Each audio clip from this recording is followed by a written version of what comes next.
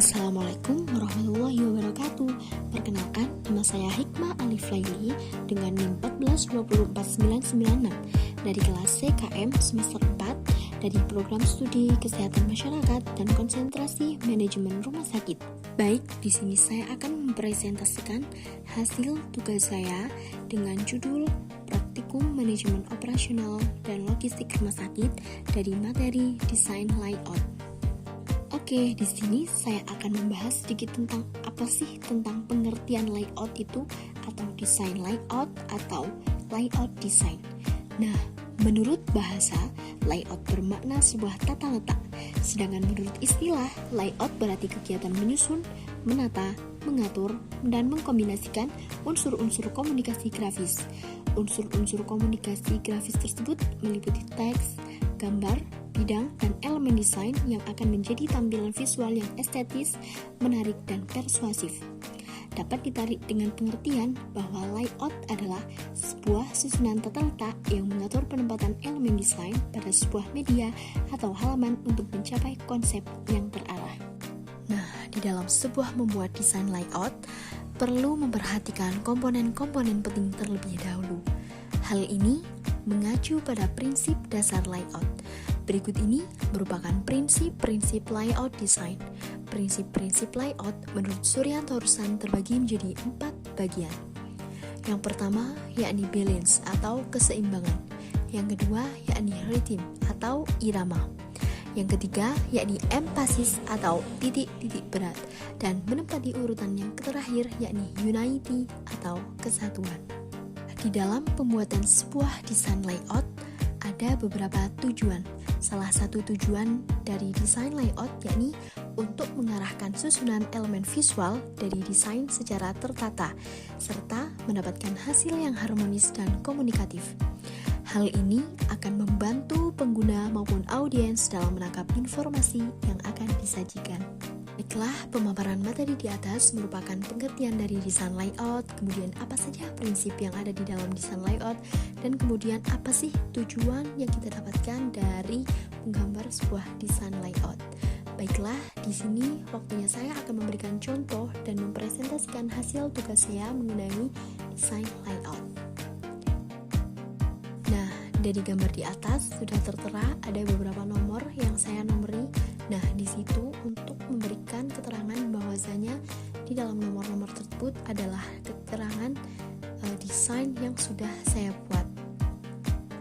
Kemudian di situ ada nomor 1 sampai nomor 13. Baik, kita akan membahas satu persatu ya. Nah, yang pertama ada tempat parkir. Tempat parkir ini kami sediakan untuk para masyarakat ataupun mahasiswa-mahasiswi yang ingin mengunjungi healthcare SSG, nantinya mereka dapat meletakkan kendaraan mereka di tempat parkir tersebut. Yang kedua ada ruang pemeriksaan. Di dalam ruang pemeriksaan ini tujuannya adalah untuk memudahkan pasien agar pasien dapat berkonsultasi dengan dokter secara tenang dan juga nyaman. Nah, nomor 3 ada ruang tunggu, di mana ruang tunggu tersebut yang nantinya kami sediakan untuk menunggu antrian atau giliran para pasien menunggu dipanggil oleh dokter untuk melakukan pemeriksaan. Nah, di dalam nomor 4 tersebut ada ruang yang mana ruang tersebut dinamakan ruang tindakan.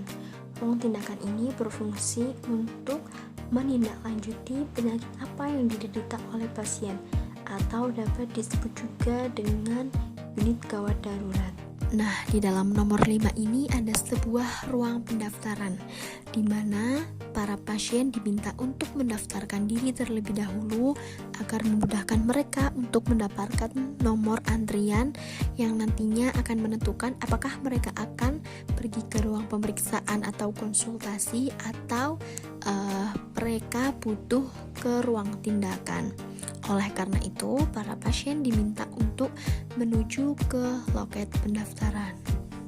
Nah, nomor 6 itu ada kamar mandi pasien, di mana nantinya kita sediakan kamar mandi tersebut hanya khusus untuk pasien.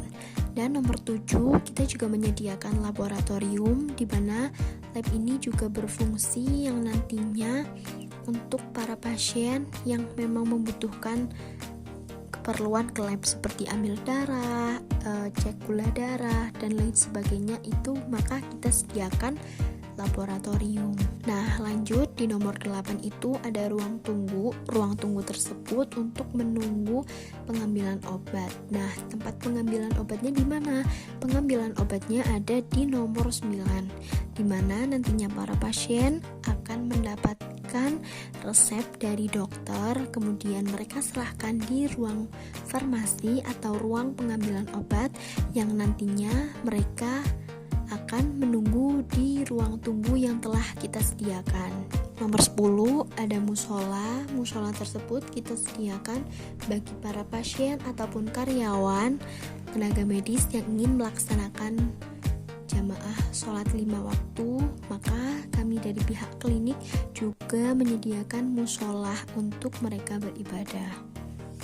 Nomor 11 ada dapur. Di sini kami menyediakan dapur yang berguna untuk bagi para karyawan untuk seperti membuat teh, kopi, ataupun mengambil air putih, maka kami sediakan di bagian dapur. Nah, di nomor 12 ini ada gudang. Di sini kami membuat desain gudang gunanya untuk memberikan tempat atau ruangan bagi beberapa barang-barang yang semisal masih digunakan akan tetapi tidak memiliki ruangan. Maka dari itu kami menyediakan gudang untuk meletakkan barang-barang yang masih penting tersebut, guna agar memudahkan kita nantinya dapat menemukan berkas-berkas yang kita perlukan. Baik, di nomor terakhir ada kamar mandi. Nah, kamar mandi belakang ini khusus para karyawan atau tenaga medis. Nah, itu kami sediakan kamar mandi di belakang, karena kamar mandi yang pertama di depan itu adalah untuk khusus kamar mandi pasien. Nah, di paling akhir yakni ada pintu belakang. Sebelah pintu belakang itu ada 2 garis. Nah, itu fungsinya sebagai jemuran. Jemuran ini berfungsi untuk menjemur beberapa APD atau alat-alat medis yang memang butuh untuk dicuci kemudian dijemur, maka kami menyediakan fasilitas penjemuran di samping pintu belakang tersebut. Baiklah, sekian dulu materi presentasi dari desain layout yang saya bawakan. Semoga bermanfaat dan sampai ketemu kembali di materi berikutnya. Wassalamualaikum warahmatullahi wabarakatuh.